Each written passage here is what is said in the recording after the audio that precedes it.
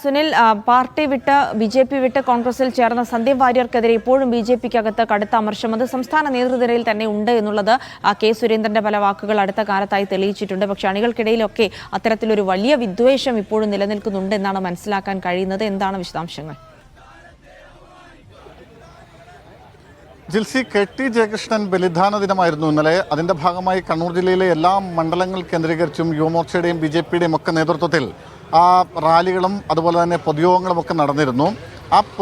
അതിന്റെ ഭാഗമായി അഴീക്കോട് മണ്ഡലം കമ്മിറ്റി സംഘടിപ്പിച്ച പ്രകടനത്തിനിടെയാണ് ഇത്തരത്തിൽ വലിയ തോതിലുള്ള കൊലവിളി മുദ്രാവാക്യം സന്ദീപ് വാര്യർക്കെതിരെ ഉയരുന്നത്.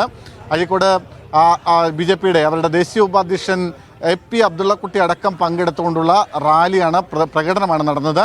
ആ പ്രകടനത്തിനിടയിലായിരുന്നു ഇത്തരത്തിൽ സന്ദീപ് വാര്യർക്കെതിരെ കൊലവിളി മുദ്രാവാക്യം ഉയർന്നത്.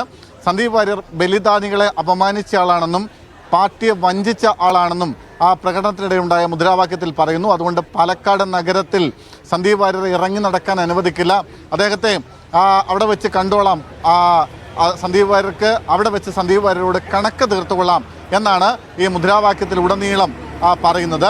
സന്ദീപ് വാര്യരെയാണ് പ്രധാനമായും ഈ മുദ്രാവാക്യത്തിൽ പൂർണ്ണമായും അല്ലെങ്കിൽ ഉടനീളം ഇത്തരത്തിൽ പ്രകോപനം ഉയർത്തിക്കൊണ്ടുള്ള മുദ്രാവാക്യം വിളിയൊക്കെ നടക്കുന്നത് സന്ദീപ് വാര്യരെ മാത്രം ലക്ഷ്യമിട്ടുകൊണ്ടാണ്. എന്തായാലും ഞാൻ മുമ്പ് പറഞ്ഞതുപോലെ അബ്ദുള്ളക്കുട്ടിയുടെ അടക്കം സാന്നിധ്യത്തിലാണ് ഇത്തരത്തിൽ ഒരു കൊലവിളി മുദ്രാവാക്യം സന്ദീപ് വാര്യർക്കെതിരെ ഉയരുന്നത്. കഴിഞ്ഞ കുറേ ദിവസങ്ങളായി പല തരത്തിൽ സന്ദീപ് വാര്യർക്കെതിരെ വലിയ പരാമർശങ്ങൾ, പല വിമർശനങ്ങൾ ബിജെപിയുടെ പല നേതാക്കളുടെ ഭാഗത്തു നിന്നും പല കോണുകളിൽ നിന്നുമൊക്കെ ഉണ്ടാകുന്നുണ്ട്. അതിനിടയിലാണ് ഇത്തരത്തിലൊരു കൊലവിളി മുദ്രാവാക്യം ഉണ്ടാവുന്നത്. എന്തായാലും ഇതുമായി ബന്ധപ്പെട്ട് നിലവിൽ പോലീസ് കേസെടുത്തിട്ടില്ല. വേണമെങ്കിൽ പോലീസിന് സ്വമേധയാ കേസെടുക്കാവുന്നതാണ്. വളപട്ടണം പോലീസ് സ്റ്റേഷൻ പരിധിയിൽ തന്നെയാണ് ഈ സംഭവം ഉണ്ടായിരിക്കുന്നത്. പോലീസിന് ഏതെങ്കിലും പരാതി വന്നാൽ ആ പരാതിയുടെ അടിസ്ഥാനത്തിലോ അല്ലെങ്കിൽ സ്വമേധയോ കേസെടുക്കാവുന്ന കാര്യമാണ്.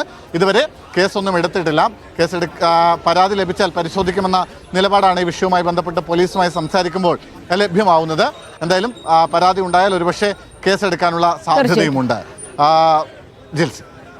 ശരി സുനിൽ, എന്തായാലും ഇതുവരെ പോലീസ് കേസ് രജിസ്റ്റർ ചെയ്തിട്ടില്ല. കാരണം പരാതി നൽകിയിട്ടില്ല. ഏതെങ്കിലും തരത്തിലുള്ള പരാതി നൽകുകയാണെങ്കിൽ അതിനനുസരിച്ച് വിദ്വേഷ മുദ്രാവാക്യം വിളിച്ചതിനടക്കമുള്ള കേസുകൾ രജിസ്റ്റർ ചെയ്യാനുള്ള സാധ്യതയുണ്ട്. എന്തായാലും ബിജെപിയുടെ അണികൾക്കിടയിലും സന്ദീപ് വാര്യർക്കെതിരെയുള്ള ഒരു രോഷം വലിയ രീതിയിൽ പ്രകടമാണ്. സംസ്ഥാന നേതൃത്വം ഇടയ്ക്കിടെ ചില പ്രസ്താവനകളിലൂടെ അത് പ്രകടമാക്കുന്നുണ്ട്. പക്ഷേ എന്തിനാണ് ഒരു പാർട്ടി വിട്ട് മറ്റൊരു പാർട്ടിയിലേക്ക് പോയ ആളുകളോട് ഇത്രയും വിദ്വേഷം വെച്ച് പുലർത്തുന്ന, അയാളൊരു ആശയം ഉപേക്ഷിച്ച് മറ്റൊരു ആശയത്തിലേക്ക് പോകുന്നു എന്ന രീതിയിൽ കണ്ടാൽ പോരെ എന്ന് നമുക്ക് വളരെ നിസ്സാരമായി ചോദിക്കാം. എന്തായാലും കാര്യങ്ങൾ അങ്ങനെയല്ല നടക്കുന്നത്.